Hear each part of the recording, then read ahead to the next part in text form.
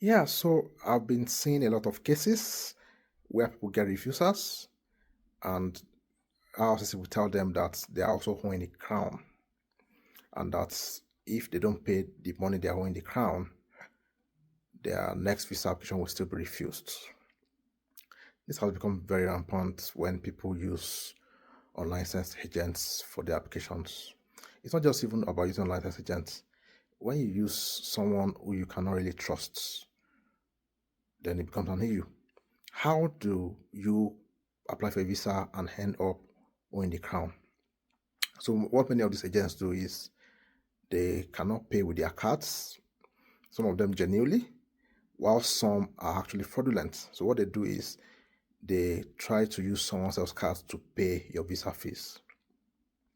After your visa fee has been paid and they have processed your visa and all that, the owner of the card sees that someone has used his card illegally, his credit card illegally, goes to his bank to complain about it. And when he does that, the bank will refund the money to him. And wherever you have used that card or whatever payments you use that card to pay, they will reverse, they will tell the operator or whoever you paid with, and those one have to return the money that was paid fraudulently using that card. So when someone uses that kind of fake or credit card that is not their own to pay, and the money is reversed, RCC will put it on your record that you're owing the crown. And if you apply for any visa application tomorrow, anytime in the future, your visa is likely going to be refused, and they won't even process it because you are owing the crown. So why do you want to put yourself at risk of getting 5-year ban because of this? You know, the funny thing is, at the end of the day, the visa officer might also suspect that you used an agent and you did not declare it, and that can lead to a 5-year ban for you. So when you are doing your visa process, make sure if you cannot pay yourself, your visa fee is paid by people that you can trust and that you believe will not use fraudulent cards to pay your visa fee. If you use fraudulent cards to pay your visa fee, you can get between 5 to 10-year ban.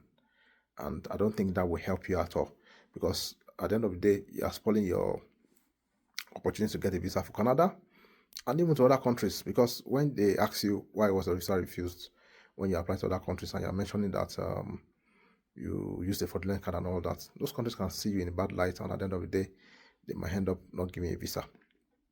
So try to get people who you are sure will use their own card, who you know, to help you pay your visa fees when you are doing any application, because it doesn't make sense that you have done a good application, you put all a lot of documents together, and the only reason why you are getting a 5-year ban or your visa has been refused is because you are owing the crown, and on that basis you cannot reapply to Canada until you pay that money and all that.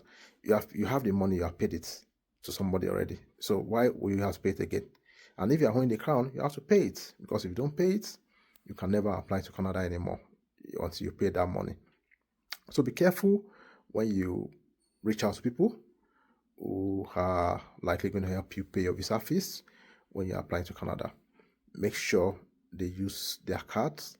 Make sure they don't use other people's cards. Make sure they don't use fraudulent cards for your application.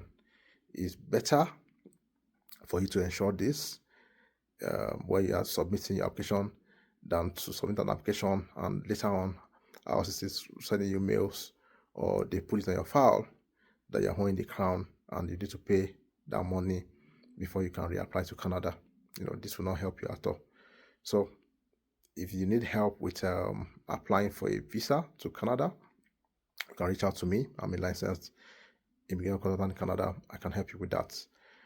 You can chat me up my WhatsApp number. That's +1 587 568 6124. See ya.